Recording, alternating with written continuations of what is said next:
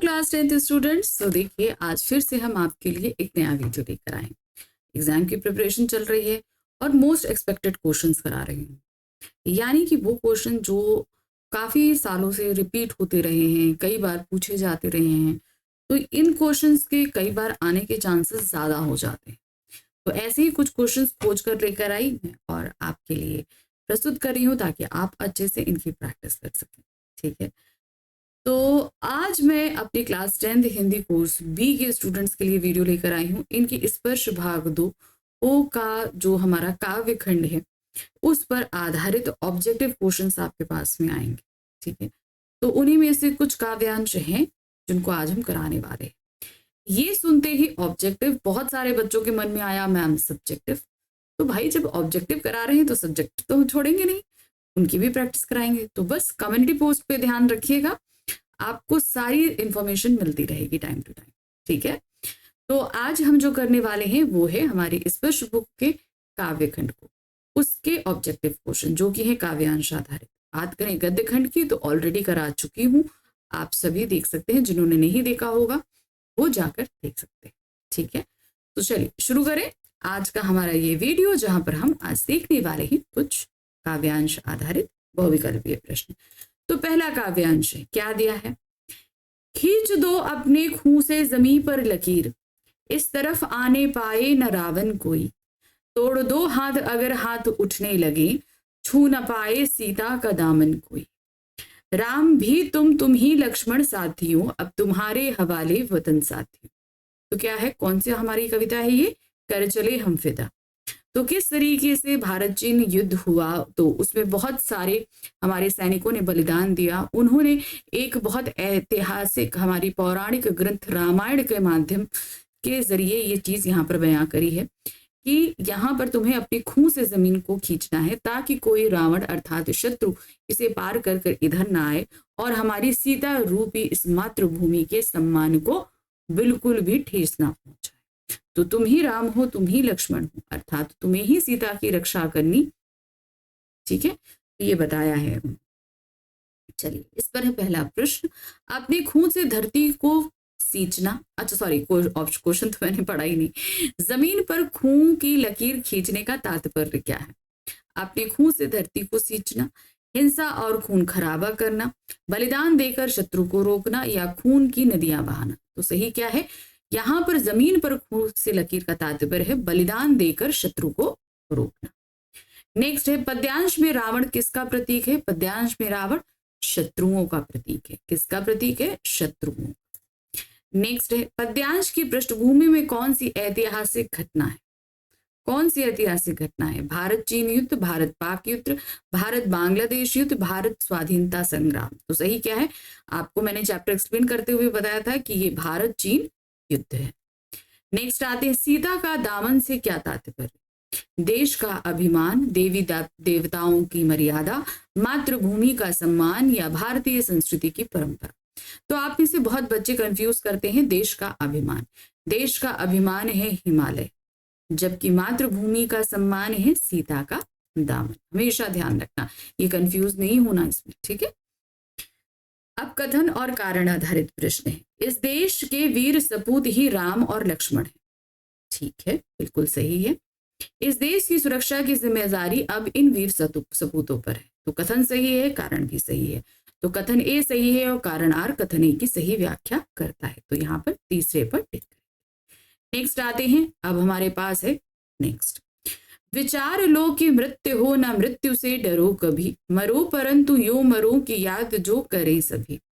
हुई न यो सुमृत्यु तो व्यथा जिए व्यथा मरे, मरा नहीं वही कि जो जिया ना आपके लिए। वही पशु प्रवृत्ति है कि आप ही चरे, वही मनुष्य है जो मनुष्य के लिए। तो ये हमारा कौन सा चैप्टर है? ये चैप्टर है मनुष्यता, वहां से लिया गया है। तो क्या कह रहे हैं, ये विचार लो कि मृत्यु हो ना मृत्यु से। भाई ये शरीर नश्वर है, मृत्यु तो आएगी, इसलिए मृत्यु से कभी मत डरो, परंतु ऐसा मरो कि मरने के बाद भी लोग तुम्हें याद करें। ऐसी मृत्यु ही सुमृत्यु कहलाती है। अगर सुमृत्यु नहीं हुई तो हम बेकार जिए और बेकार मरे। मरा वही जो जिया ना आपके लिए, यानी कि वो व्यक्ति कभी नहीं मरता जो सिर्फ अपने लिए जीता है। जो दूसरों के लिए जीता है वो मरने के बाद भी जीवित रहता है। जो अपने लिए जीता है, अपने ही सारे काम करता है, वो तो पशु प्रवृत्ति है ना। वही मनुष्य है जो दूसरों के लिए जीता। चलिए अब इस पर 5 प्रश्न हैं। कवि ने किसकी मृत्यु को सुमृत्यु माना है? परोपकारी मनुष्य की, शिक्षित मनुष्य की, अमीर मनुष्य की या स्वार्थी मनुष्य की? तो कौन सी मृत्यु? जो व्यक्ति दूसरों का, पर का उपकार करते हुए मृत्यु को प्राप्त करे, वही परोपकारी मृत्यु है। तो इसी में बहुत सारे उदाहरण भी इन्होंने इस कविता में दिए हैं। दधीच जी हैं, कर्ण हैं, रंतिदेव हैं, बहुत सारे ऐसे वीर पुरुषों के नाम दिए हैं। कवि के अनुसार पशु प्रवृत्ति क्या है? जो सिर्फ अपना ही ध्यान रखता है, अपने ही भोजन का इंतजाम करता है। दूसरों के लिए जीना, केवल अपने लिए जीना, देश के लिए जीना या इनमें से कोई नहीं। तो सही क्या है? केवल अपने लिए जीना ही पशु प्रवृत्ति कहलाती है। अब आ जाते हैं नेक्स्ट। मरा नहीं वही कि जिया ना आपके लिए। ठीक है, तो ये तो कथन है। कारण क्या है? इस संसार में जो अपना जीवन परोपकार में लगा देता है वह कभी नहीं मरता। तो बात सही है, मरा नहीं वही जो जिया ना आपके लिए। दूसरों के लिए लगा दिया तो वो कभी नहीं मरता है। तो यहाँ कथन भी सही है, कारण आर उसकी सही व्याख्या कर रहा है। तो तीसरा आइए, कथन ए सही है और कारण आर कथन ए की सही व्याख्या करता है। इसी पर नेक्स्ट है, अमर कौन हो जाता है? परोपकार करने वाला, तपस्या करने वाला, राज करने वाला, पशु के समान जीवन जीने वाला। तो कौन अमर हो जाता है? जो परोपकार करने वाला। ठीक, नंबर 5 आते हैं। पद्यांश से मेल खाते वाक्यों के लिए उचित विकल्प का चयन कीजिए। अब पद्यांश से जो मेल खाते हुए वाक्य हैं उनका हमको चयन करना है। चलिए देखते हैं। हमारा मरना और जीना सुमृत्यु के कारण बेकार हो जाता है। नहीं, ऐसी कोई बात नहीं है। हमारा मरना और जीना सुमृत्यु नहीं होने के कारण बेकार हो जाता है। हाँ, अगर हमारी सुमृत्यु नहीं हुई तो हमारा मरना जीना दोनों बेकार है।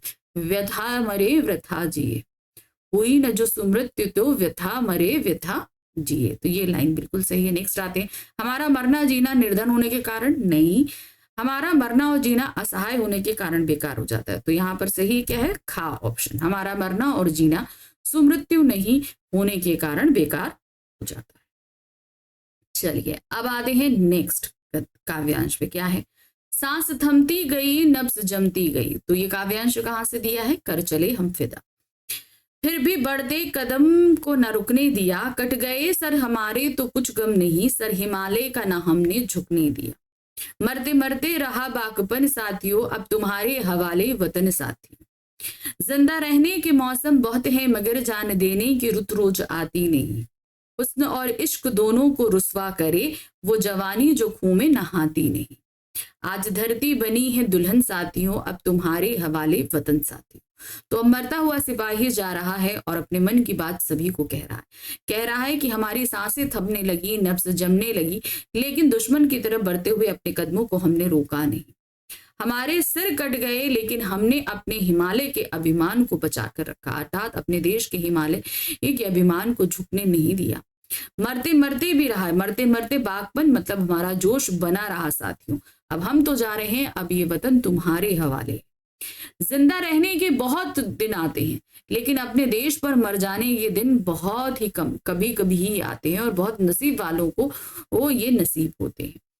हुस्न और अब जवानी को बताया गया है कि वो जवानी हुस्न और इश्क दोनों का बदनाम करती है जो खूह में नहाती, अर्थात जो देश के लिए कुछ कार्य नहीं करती, ऐसी जवानी बेकार होती है। आज धरती बनी है दुल्हन, यानी कि हमने अपने खून से इस धरती को लाल कर दिया है, दुल्हन बना दिया है, अब तुम्हारे हवाले वतन साथी।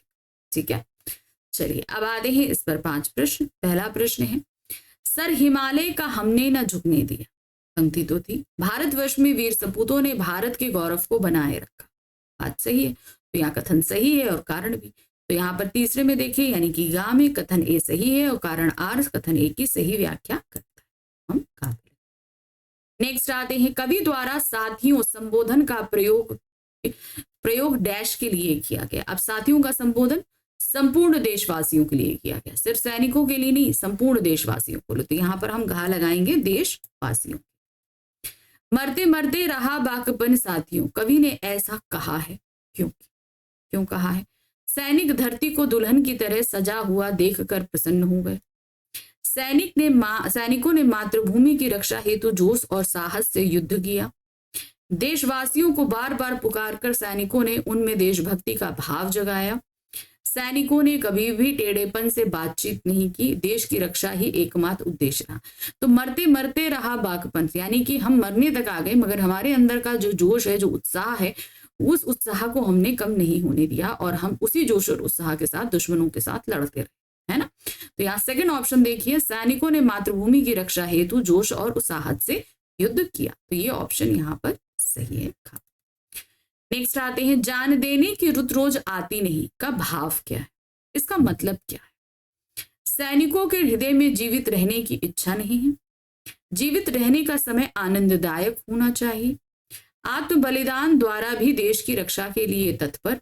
जीवन और मरण सब कुछ ईश्वर की इच्छा है। तो यहाँ पर क्या है, जान देने की रुत रोज आती नहीं, यानी कि अब जान देना मतलब आत्म बलिदान, रुत रोज आना नहीं मतलब देश की रक्षा करने के जो अवसर होते हैं वो बहुत कम मिलते हैं।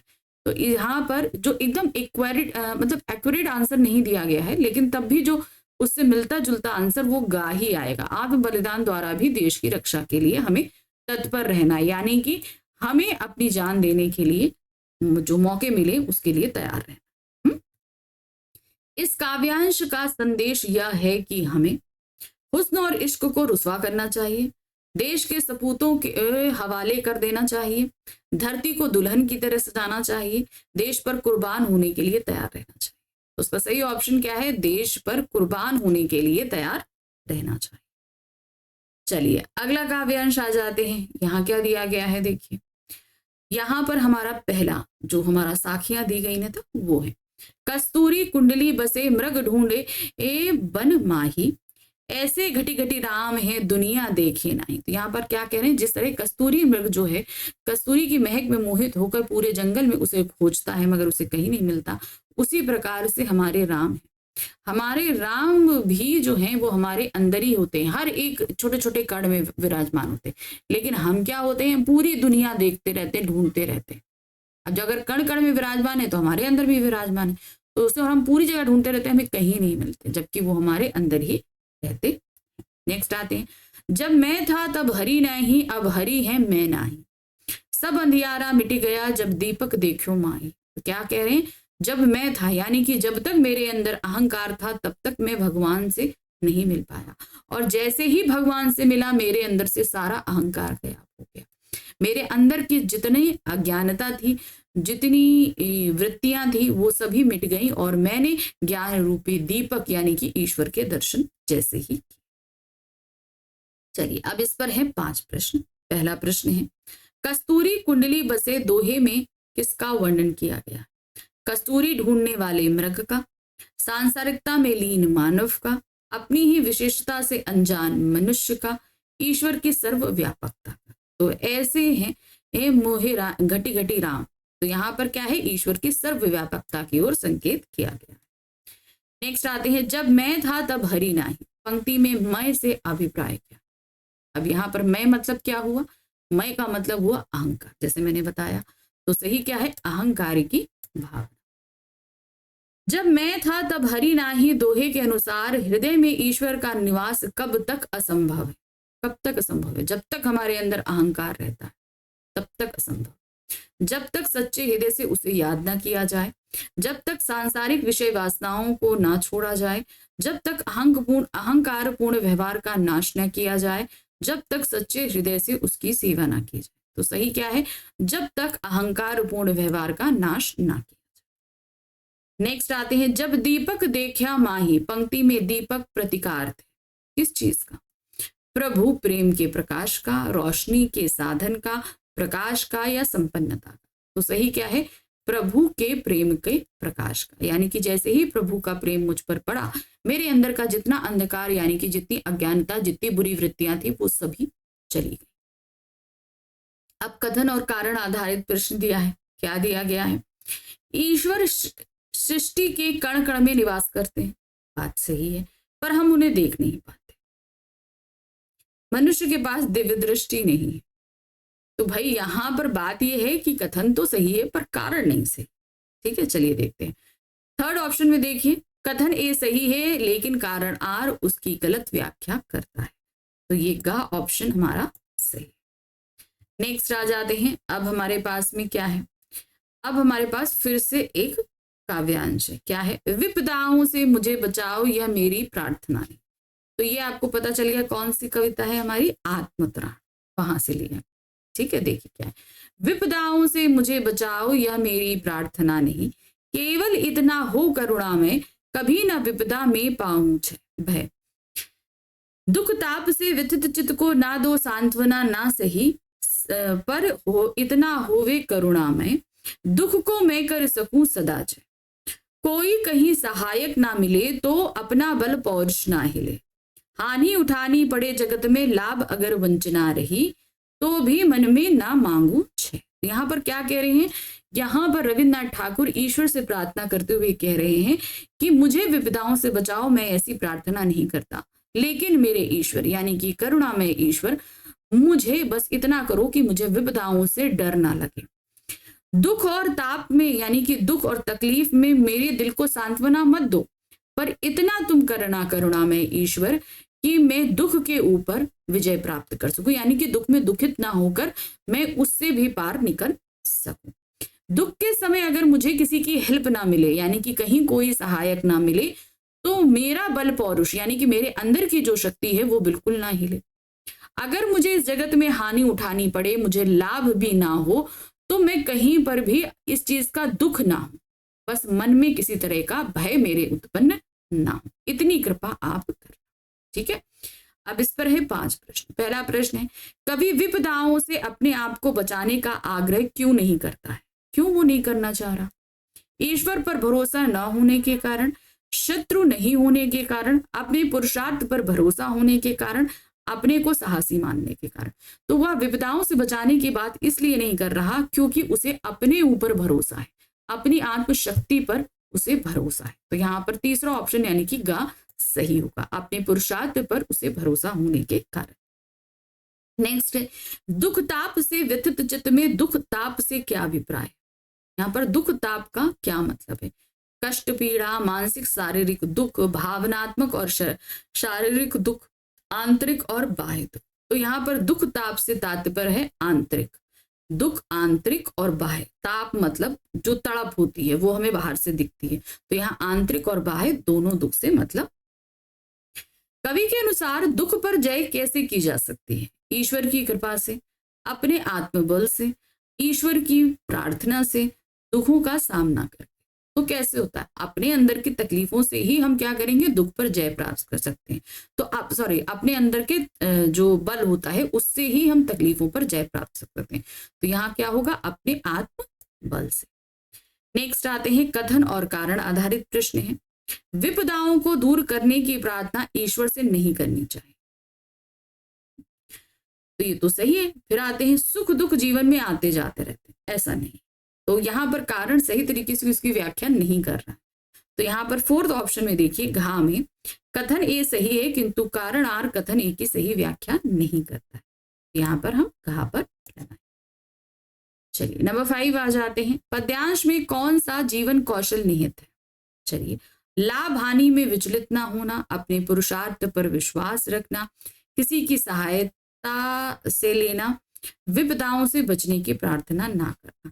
तो यहाँ पद्यांश में कौन सा जीवन कौशल है, वो है अपने जीवन कौशल मतलब जीवन को जीने के तरीके, वो है अपने पुरुषार्थ पर विश्वास करना, उसे अपने ऊपर ये पूरा यकीन है कि मैं इस तकलीफ से खुद पार पा सकता हूं, इसलिए मुझे प्रभु से इस चीज के लिए प्रार्थना करने की आवश्यकता नहीं। ठीक है, तो ये थे कुछ काव्यांश आधारित प्रश्न जिन्हें हमने किया। आई होप आपको अच्छे से समझ में आए होंगे कि कुछ ये चैप्टर्स ऐसे रहेंगे जो इंपॉर्टेंट है, इनको अच्छे से पढ़िएगा और इन पर प्रश्न भी तैयार करिए। ठीक है, अब देखिए ऑब्जेक्टिव क्वेश्चंस तो हो गए, लेकिन आप में से बहुत सारे बच्चों को अभी भी सब्जेक्टिव क्वेश्चंस को लेकर डाउट है, तो अब हम मिलेंगे अपनी इसी क्षितिज बुक के सब्जेक्टिव क्वेश्चंस के साथ, वो भी मोस्ट एक्सपेक्टेड क्वेश्चन। ठीक है, मिलते हैं अगली बार। Thank you for watching, bye bye.